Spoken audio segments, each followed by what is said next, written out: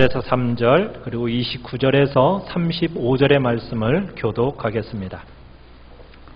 구약성경 381페이지, 구약성경 381페이지, 사사기 11장 1절에서 3절, 29절에서 35절의 말씀을 이 시간에 교독하겠습니다.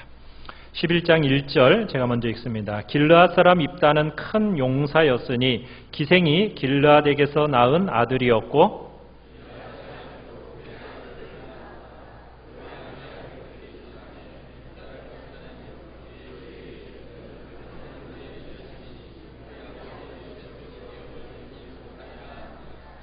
같이 읽습니다. 이에 입다가 그의 형제들을 피하여 돕당에 거주하매 잡류가 그에게로 모여와서 그와 함께 출입하였더라. 29절로 넘어가겠습니다. 29절입니다. 29절 제가 먼저 읽습니다. 이에 여호와의 영이 입다에게 임하시니 입다가 길르앗과 므낫세를 지나서 길르앗의 미스베에 이르고 길르앗의 미스베에서부터 암몬 자손에게로 나아갈 때에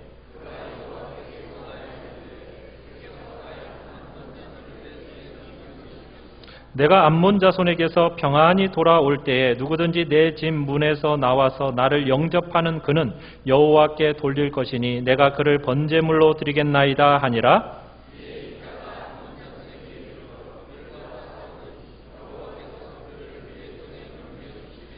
아로엘에서부터 민닛에 이르기까지 20성읍을 치고 또 아벨그라밈까지 매우 크게 무찌르니 이에 암몬 자손이 이스라엘 자손 앞에 항복하였더라.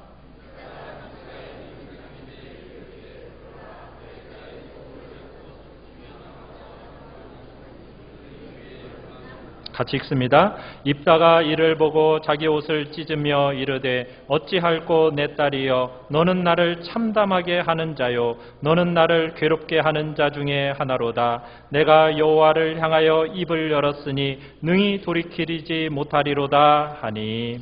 아멘. 오늘 말씀의 제목을 우리 같이 한번 읽어보겠습니다. 시작. 암몬 정쟁 승리와 뒤따르는 슬픔.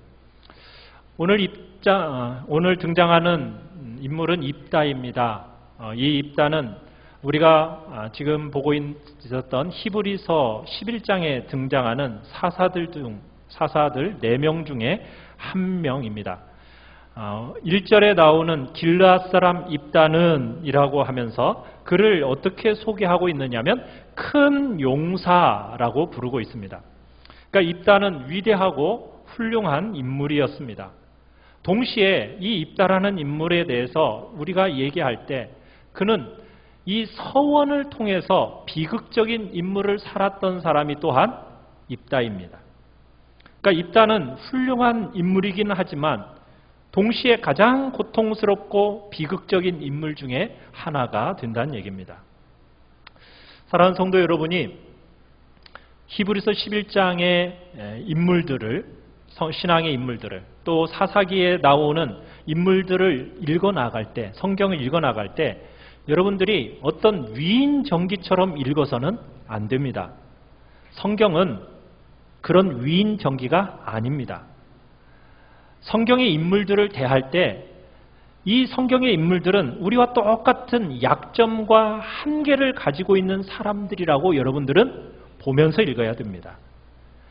그들은 훌륭하지만 그 훌륭함과 함께 인생의 약함을 동시에 가지고 있는 우리와 똑같은 사람들이란 얘기입니다.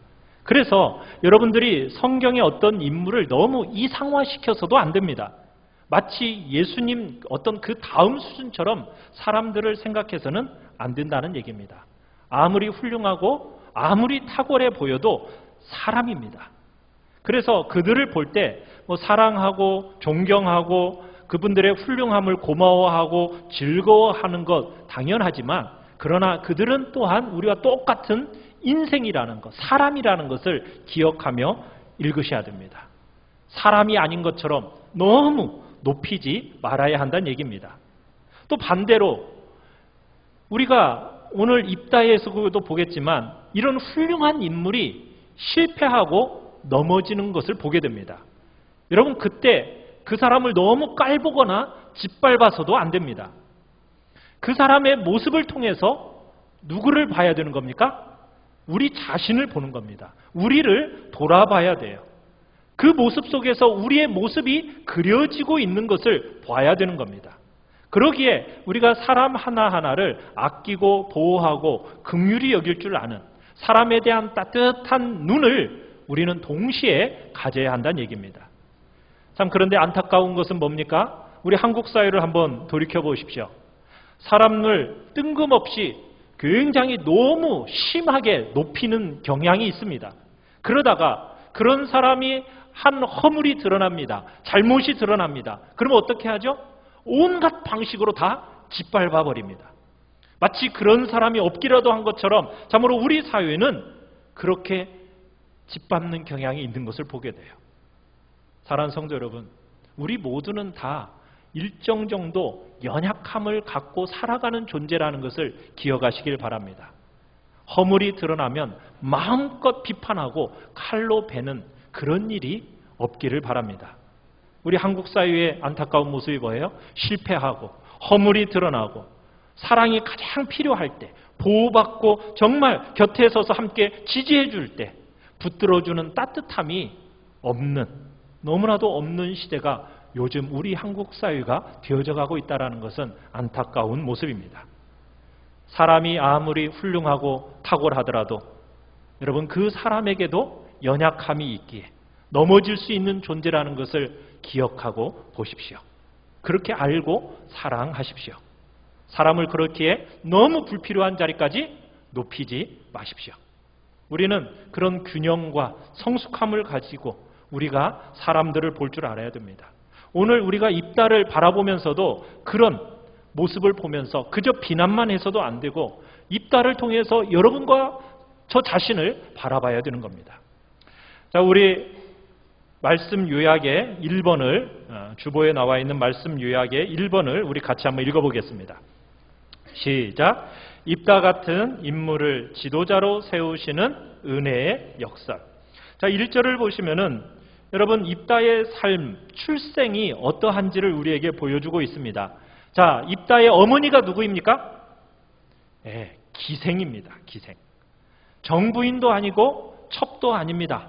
기생입니다. 자, 기생으로부터 태어난 이 입다의 삶은 2절을 보시면은 이제 배다른 형제들로부터 쫓겨나게 됩니다.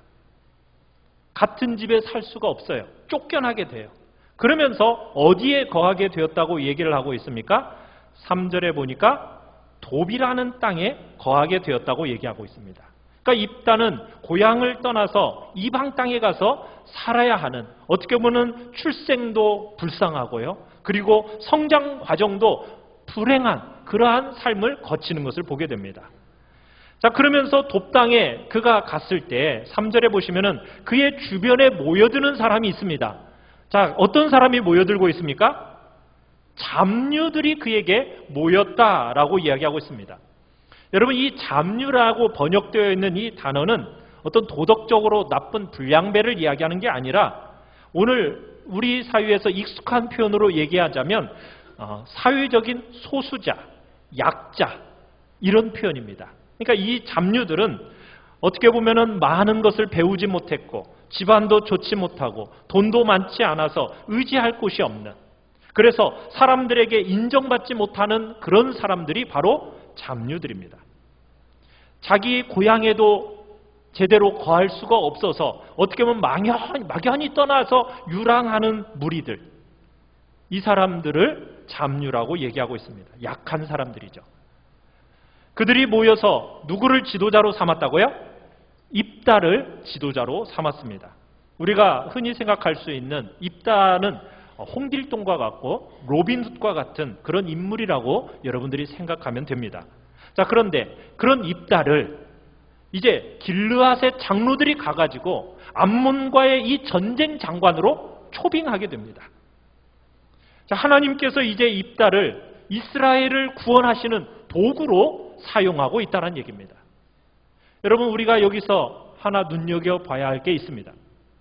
하나님이 여러분 우리에게 베풀어 주신 은혜는 반드시 무엇이 있느냐면 역설이 있습니다.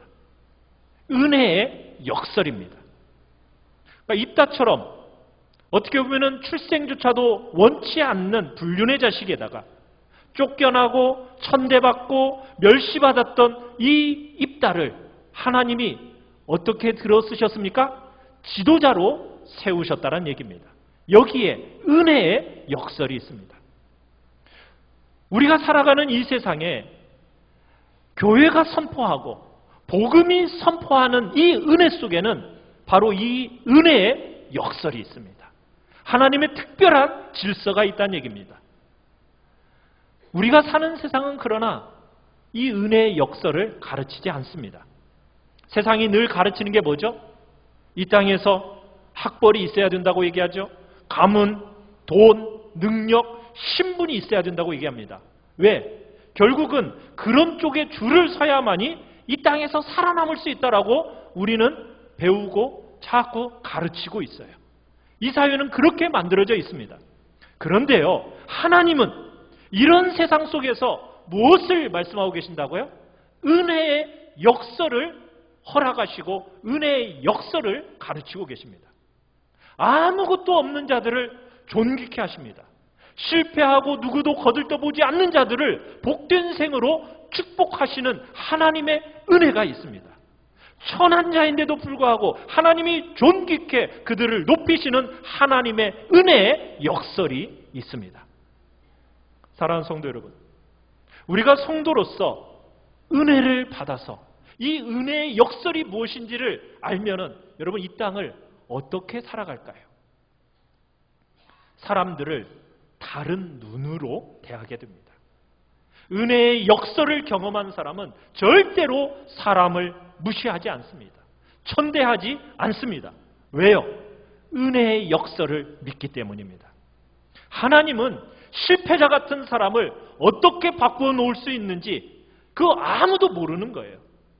그러기에 우리는 누구를 향해서 저 사람은 불가능한 존재야, 여러분 그렇게 사람을 대하지 않는 사람이 바로 누가 돼야 되는 겁니까? 우리 성도들이 돼야 된다는 얘기예요.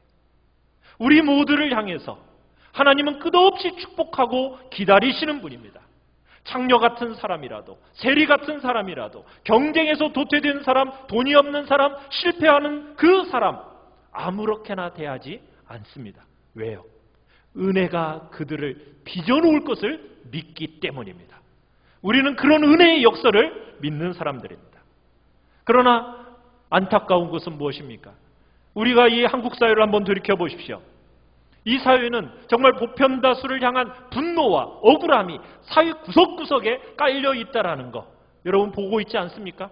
왜 그렇게 되었을까요? 실패하고 한번 발을 잘못 디디면은 완전 도태되는 세상이기 때문에 사람들의 마음에 끊임없는 분노와 억울함이 다 구석구석에 깔려 있어요. 치열하게 경쟁하고 서로 잡아먹고 어떻게 하면 이기려고 할까? 이렇게 들다 보니까 실패한 사람들이 위로받을 길이 없는 이 시대가 되어버렸습니다. 그들에게 또 다른 기회가 있다라고 누구도 말하지 않는 거예요. 그러니 아무렇게나 사람들을 대하는 겁니다. 사랑하는 성도 여러분, 한국 사회에 이 역설, 은혜의 역설을 믿는 성도들이 많아진다면 이 한국 땅이 어떻게 돼야 됩니까? 한국 땅이 이 은혜의 역설을 가지고 사람을 대할 줄 아는 성도들이 우리 주변에 몇 사람이라도 제대로 나온다면 여러분 이 한국 사회가 어떻게 되겠어요? 따뜻해지지 않겠습니까? 사랑하는 성도 여러분, 하나님께서 우리를 이런 삶으로 부르셨습니다. 우리가 남부럽지 않은 자리에 앉아서 남들에게 영향을 미치는 그런 사람들을 이야기하는 것이 아닙니다. 우리가 부름받은 그 자리가 어떤 자리든지 높은 자리든 낮은 자리든 그 관계없이 우리는 은혜의 역설을 믿는 눈을 가지고 사람들을 축복할 줄 아는 사람이 되어야 됩니다. 사랑하는 성도 여러분, 넘어지고 실패한 사람들에게 괜찮다고 말하고 정말 기회가 있다라고 말해줄 줄 아는 그 유일한 사람들은 바로 우리 성도들이란 얘기입니다. 사랑하는 성도 여러분, 여러분은 하나님의 은혜의 역설을 믿으십니까? 그 은혜의 역설을 여러분들은 거듭거듭 경험하고 계시나요? 그렇다면 이 땅을 주님의 방식으로 섬겨내시길 바랍니다. 하나님이 여러분들에게 주신 그 은혜를 가지고 어렵고 힘들고 고통당하는 자들을 향하여 위로하고 따뜻하게 대할 줄 아는 넉넉한 마음이 우리 귀한 성도들에게 있기를 간절히 축원합니다. 두 번째입니다. 2번 같이 한번 읽어보겠습니다. 시작. 입다의 잘못된 서원이 가져온 불행과 고통. 이제 11장 전반부부터 중반부까지의 내용은 이렇습니다. 요단강 동편에 있는 길앗 땅을 자신의 땅이라고 암몬 왕이 주장을 합니다. 그것에 대해서 입다가 아주 설득력 있게 이야기를 하는 이 장면이 11장 전반부부터 중반부의 내용입니다. 그러니까 입다는 이스라엘 역사에 대한 정통한 지식을 가지고 설득력 있게 암몬 왕을 설득하려고 했어요. 그런데 설득이 되었을까요? 안 되었을까요? 설득이 안 됐겠죠. 그러니까 전쟁이 일어난 겁니다. 이 암몬 왕은 자기들이 힘이 더 세다고 믿었기 때문에 이제 침공한 이 땅을 자기 것으로 만들려고 한 거예요. 결국 암몬 왕을 설득하는 데 실패한 이제 이스라엘과 암몬 사이에 전쟁이 시작이 됩니다. 자, 전쟁이 시작되었어요. 29절로 넘어가 보겠습니다. 자, 전쟁이 시작될 때 하나님이 어떻게 하시는가? 자, 29절을 보시면은 자, 이해하면서 여호와의 영이 입다에게 임하시니. 자, 하나님께서 여호와의 영을 누구에게 부어주시고 계십니까? 입다에게 주고 계십니다. 하나님이 성령을 입다에게 주셨다는 얘기는 뭐예요? 입다로 하여금 전쟁을 감당해낼 수 있는 능력을 주셨다라는 얘기겠죠. 성령의 도우심으로 이 전쟁은 어떻게 될 것을 우리는 이제 보게 됩니까? 승리할 거라고. 전쟁에서 반드시 이기는 것은 당연하다라고 우리는 여길 수 있게 됩니다. 그런데 성령의 은혜를 하나님의 영의 임재를 경험했지만 입다의 마음속에는 불안한 마음이 있었던 것 같아요. 그래서 서원을 합니다. 자, 어떤 서원을 하는가? 우리 30절에서 31절을 우리 같이 한번 읽어보겠습니다.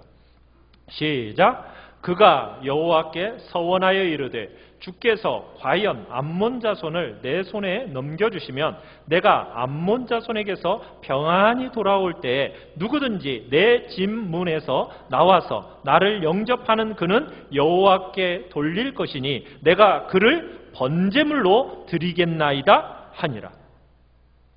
이 서원은 참 어리석은 서원입니다. 안 했으면 좋았을 뻔한 서원이에요.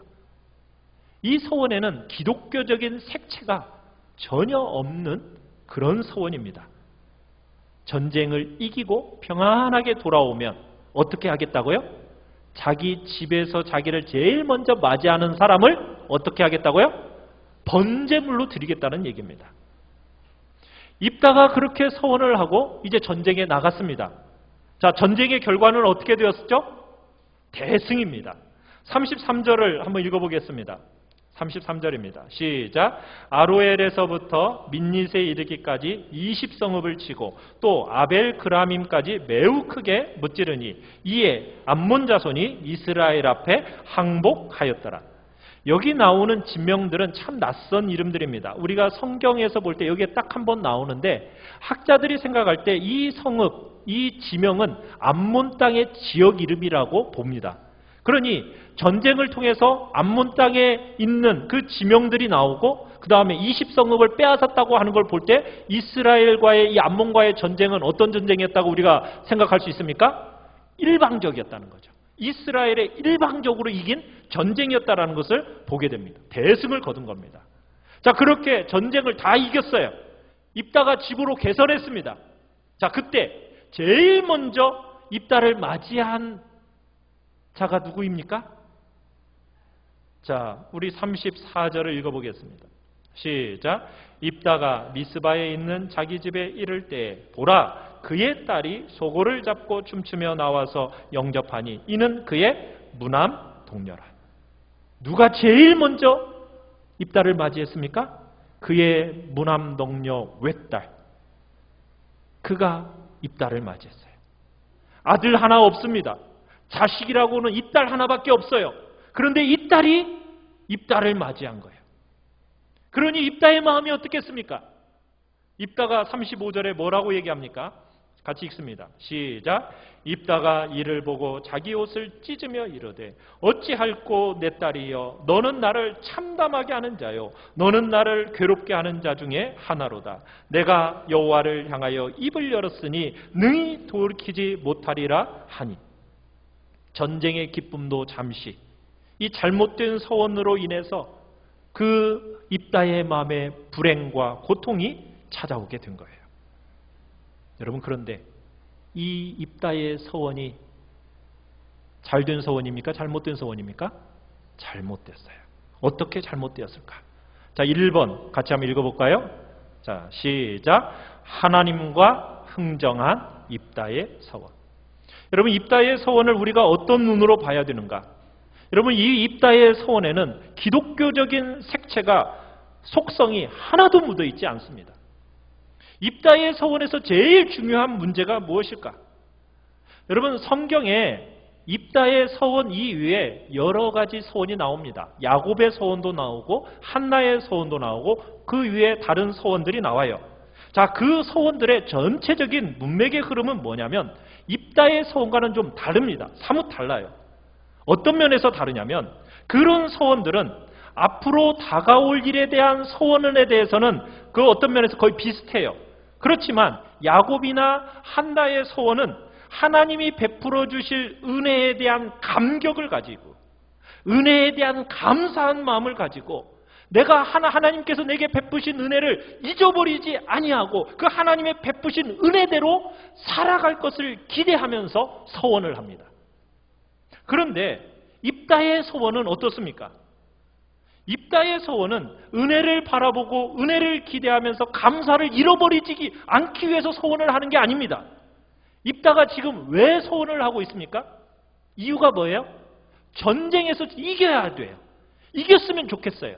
그런데 전쟁을 이길 거라는 확신이 없어요. 그러면서 담보물이 필요하다는 거예요. 내가 이 전쟁에서 이기기 위해서는 하나의 담보할 만한 것이 필요한데 그 담보를 위해 담보를 두고서는 전쟁에서 이기게 해달라고 평안이 오게 해달라고 하나님하고 지금 뭐 하는 거냐면 흥정을 하는 겁니다. 거래를 하는 거예요. 여러분, 작은 차이 같지만 여기에 결정적인 차이가 있어요. 기독교는요, 그런 종교가 아닙니다. 기독교는 하나님과 뭔가를 흥정해가지고 하나님께 서원함으로써 하나님의 마음을 움직이려고 하는 그런 종교가 아닙니다. 그건 이방 종교고 일반적인 세상적인 종교입니다. 기독교 종교는 그런 종교가 아니에요. 기독교는 우리가 하나님을 찾기 전에 누가 먼저 우리를 찾아왔어요? 하나님이 먼저 우리를 찾아오십니다. 그런 종교예요. 우리가 하나님의 마음을 감동시키고 하나님의 마음을 움직여서 내가 뭔가를 받아내려고 하는 종교? 이건 기독교가 아닙니다. 우리가 잘 쓰는 말이 있죠. 지성이면 감천이다. 이게 기독교적인 용어입니까? 아닙니다. 여러분, 우리가 우리의 지성에 하나님이 감동해서 하나님이 내게 뭔가를 주신다, 하신다. 이것은 기독교가 아니에요. 주도권과 우선권이 누구에게 있다고요? 하나님께 있는 거예요. 하나님께서 먼저 우리를 사랑하십니다. 하나님께서 먼저 우리를 택하여 부르셨어요. 자신의 사랑하는 아들을 정말 하나님의 때, 자신이 정하신 때에 보내셨습니다. 하나님께서 우리를 대신해서 자신의 아들이 돌아가시게 하셨어요. 그러므로 우리에게 용서가 찾아왔고 우리가 구원을 얻게 된 거예요. 이 모든 주도권과 우선권이 누구의 손에 달려 있습니까? 하나님의 손에 있는 거예요. 우리에게 있는 게 아니에요. 하나님이 먼저 하신 사랑이 있다는 거예요. 이게 성경이 가르치는 기독교입니다. 그런데 이방 종교, 샤머니즘, 무당 종교, 그것은 끝없이 사람이 신을 감동시키려고 해요. 그렇지 않으면 신이 움직이지 않는다는 거예요. 신을 내 편으로 끌어들이기 위해서 내가 뭔가를 크게 희생해야 된다고 생각하는 거예요. 내가 수고를 해야만 한다고 생각하는 거예요. 그래야 신이 감동을 받고 신이 감화되어서 내가 어떤 결과물을 얻어낼 수 있다라고 믿는 것이, 이것이 샤머니즘이고 무당 종교고 이방 종교입니다.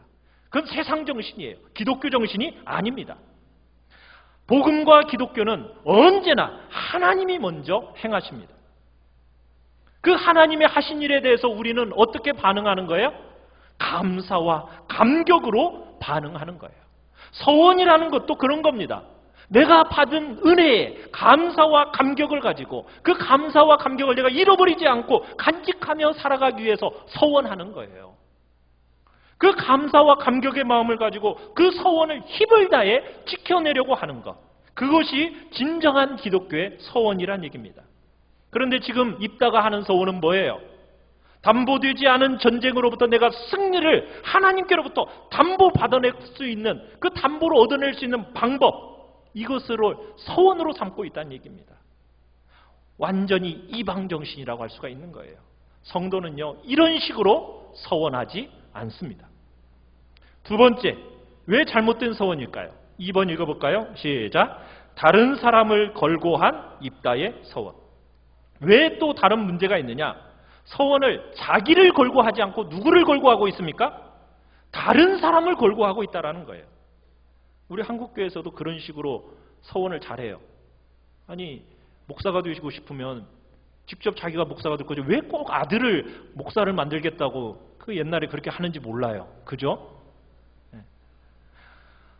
아들 하나 낳아가지고 꼭 아들을 하나님께 드리겠다고 서원하시는 분들, 여기 계신 분들 혹시 있지 않았나요? 꼭 있었어요. 서원은 여러분들이 하는 겁니다. 왜 남을 갖다가 서원합니까? 야곱의 서원이나 다른 서원들은 전부 서원을 할 때 하나님이 그런 은택을 베풀어 주실 걸 기대하면서 그 은택을 베푸실 때 잊지 않고 잘 간직하기 위해서 자기가 희생을 하고 자기가 수고를 하고 자기가 받고 누리게 되는 그 은택의 일부를 내려놓는 거예요. 그러면서 하나님 앞에 서원했다고요. 그런데 지금 입다의 서원은 지금 어떤 서원입니까? 희한하게도 다른 사람을 걸고 서원을 하는 거예요. 우리는 자녀를 이렇게 하나님 앞에 드린다고 할 때 우리가 생각하는 인물은 누구를 생각합니까? 한나를 생각해요. 그죠? 한나가 자기를 걸고 하지 않고 정말 사무엘을 서원하지 않았습니까? 그러니까 그래, 이것도 합당하지 않을까 하면서 얘기를 합니다. 그런데요, 문맥이 약간 달라요. 한나가 사무엘을 가지고 서원을 했을 때는요, 여러분 문맥을 좀 더 자세히 살펴보면 우리가 그냥 자식을 내 열심을 가지고 하나님 앞에 드리겠다, 이런 얘기가 아닙니다. 한나의 시대는 어떤 시대냐면 엘리 제사장이 다 드리던 시대였어요. 엘리 제사장과 그 아들들이 하나같이 다 어떻게 되어 있습니까? 타락했고 영적인 공감이 말로 형용할 수 없는 그런 시대였어요. 엘리 제사장 시대에 말씀이 희소해가지고 정말 말씀이 제대로 들려지지 않는 시대가 이 엘리 제사장의 시대였습니다. 그래서 아이를 갖지 못하던 여인 한나가 이 언약 공동체 안에 말씀이 들려지지 않는 그 안타까움을 가지고 하나님 앞에 아들을 주시면은 하나님께 올려드리겠습니다. 우리가 생각하는 서원하고는 약간 차이가 있는 거예요. 하나님의 분별된 뜻에 순종하는 겁니다. 내 스스로의 어떤 개인적인 열심을 넘쳐가지고 자식을 드리는 그런 게 아니라 하나님의 부름이 충분히 읽어질 수 있는 그런 대목이 그 안에 들어있다는 얘기예요. 그런 면에서 서원을 자녀 놓고 하지 마십시오. 여러분이 부모로서 그냥 저 아이가 그래, 하나님을 위해서 일꾼이 됐으면 좋겠다, 뭐 목사나 선교사가 됐으면 좋겠다, 그런 마음으로 기도하는 것은 괜찮겠지만 너 커서 목사 돼야 돼, 알았지? 이런 식으로 사람을 몰고 가면은 돼야 안 돼요? 안 된다는 거예요. 세 번째입니다. 세 번째, 시작. 입다의 잘못된 서원 이행. 자, 서원 자체도 문제가 있지만은 서원을 이행하는 것과의 관계에 있어서도 더 중요한 문제가 있습니다. 어떤 분들은 입다 설교를 하면서 입다가 하나밖에 없는 무남동녀 외딸을 너무 마음이 아픈 가운데서도 서원을 이행했다, 그것을 아주 칭찬하고 잘했다고 말하는 분들이 있어요. 그런데요, 성경은 그렇게 가르치고 있지 않습니다. 입다의 이 서원 자체도 문제 있지만은 서원을 이행하는 일에 있어서도 아주 중요한 잘못을 범하고 있는 거예요. 하나님 앞에 약속하고 맹세해서 그걸 지키는 것은 당연한 일입니다. 마땅한 도리예요. 그렇지만 이 경우는 달라요. 왜냐하면 여러분 입다가 서원을 이행하면 어떤 일을 하게 되는 겁니까? 자기 딸을 어떻게 하게 되는 거예요? 번제물로 죽여서 태워서 번제물로 하나님 앞에 드려야 되는 겁니다. 자, 그런데 하나님은 인신제사, 사람을 번제물로 드리는 제사를 하나님이 받으신다고 했습니까? 안 받으신다고 그랬습니까? 안 받으신다고 그랬어요. 그것을 금하셨어요. 율법에서 분명하게 적어 놓으셨어요. 그런데 입다가 이렇게 제사를 드리면 율법을 어떻게 하는 거예요? 깨게 되는 거예요. 왜 이런 일이 일어났을까요? 입다가 부모 집에서 쫓겨나서 어디 가서 살게 됐다고 얘기했죠? 돕당, 이방 땅에 가서 살게 됐어요. 그런데 이 돕당은 이방 땅이에요. 입다가 자라면서 그 이방의 영향을 받게 된 거예요. 그 문화의 영향을 받고 종교적인 영향을 받게 된 거예요. 그 이방 땅에서 행하던 일의 주요한 부분이 뭐였느냐면 자기 자식을 불 가운데 통과하게 하는 번제물로 드려서 신에게 최고의 제물로 드리는 것, 그런 일을 행했었어요. 자기의 소원을 이루기 위해서 자기가 가장 아끼는 자식, 첫 자식을 제물로 바치는 그런 일들이 그 이방 종교 속에서는 있었다고요. 특별히 모압과 암몬이라는 그 나라 속에서 행해지는 종교적인 악습이었습니다. 그런데 입다가 이방 땅에서 자라다 보면서 이방 제사를 듣고 보고 그리고 많이 익숙해지다 보니까 하나님께서 율법으로 주신 이 부분에 대해서 생각을 못하는 거예요. 레위기에 보면 분명하게 얘기하거든요. 너는 결단코 자녀를 몰렉에게 주어 불로 통과하게 함으로 내 하나님 여호와의 이름을 욕되게 하지 말라. 나는 여호와다. 이렇게 분명하게 말씀하고 계세요. 그런데 이방 사람들처럼 지금 입다가 뭐 하는 거예요? 신에게 제일 좋은 것을 드리기 위해서 자식을 불에 던져 죽이는 그런 악하고 나쁜 일, 이것을 지금 했다라는 거예요. 말씀에는 어떻게 되어 있는데? 분명하게 금지되어 있는데. 이방의 습관에 익숙해져 있는 입다가 하나님의 말씀이 분명히 금지되어 있는 서원을 이행하기 위해서 율법을 깨트리고 있는 거예요. 여러분, 모세 오경 안에는 사람을 제물로 드리는 것을 대신하기 위해서 대치의 원리가 또한 가르쳐지고 있어요. 하나님을 너무 사랑하는 성도들이 하나님께 자기를 평생 드리고 싶은 그런 헌신의 마음, 자기를 불태워서 제물로 드릴 수는 없잖아요. 그래서 하나님이 어떻게 하도록 율법에는 정해놓으셨느냐면 은 50세겔을 드림으로 대치의 원리를 통해 자기의 헌신을 고백하며 드러내 살도록 하셨어요. 여자 같은 경우에는 20살부터 50살까지 된 여자 같은 경우는 30세겔을 드리게 하셨고 50세 이상의 어르신들 같은 경우는 20세겔을 드리게 함으로써 하나님 앞에 자신의 헌신을 드리도록 그렇게 율법에 정해 놓으셨어요. 그런데 그런 말씀이 있는데도요, 이 입다는 어떻게 했다고요? 너무나도 어리석게도 이방적이고 육신적이고 세상적인 서원을 하고 그리고 그 서원을 당연하다듯이 이행하고 있다라는 거예요. 잘못된 서원의 이행이죠. 어떤 분들은 이 내용이 너무 자극적이다 보니까 어떻게 아버지가 딸을 번제로 드려서 죽일 수 있어? 그걸 인정하지 않는 학자들이 있습니다. 입다 같은 이렇게 위대한 인물이 어떻게 정말 딸을 불로 태워 죽이는 거, 이런 건 있을 수 없다. 그래서 딸이 그때부터 평생 처녀로 수절했다. 이렇게 해석하시는 분들이 있습니다. 그런데 여러분, 그건 우리에게 충격을 완화시켜주기 위해서 그렇게 해석할 뿐이지만 전체적인 문맥을 보면 입다가 딸을 번제물로 드렸다는 해석이 맞습니다. 세 번째 읽어보겠습니다. 3번입니다. 시작. 공동체가 중요한 이유.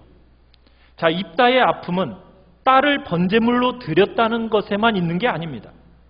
입다 시대에 입다가 이렇게 어리석은 선택을 하고 있을 때 옆에서 입다가 하고 있는 이 선택과 이 결론이 잘못되었다. 성경을 열어서 가르쳐주는 사람이 없었다라는 것이 더 큰 아픔입니다. 당신이 돕당에서 살면서 이방 문화에 익숙해다 보니까 그래서 지금 당연히 느껴지는지는 모르겠지만 이건 말씀의 경우와는 다르다. 입다를 붙들어 줄 수 있는 사람이 없었다는 것이 입다 시대의 비참의 핵심이에요. 사랑하는 성도 여러분, 그러기에 교회가 중요한 겁니다. 그러기에 공동체가 중요한 거예요.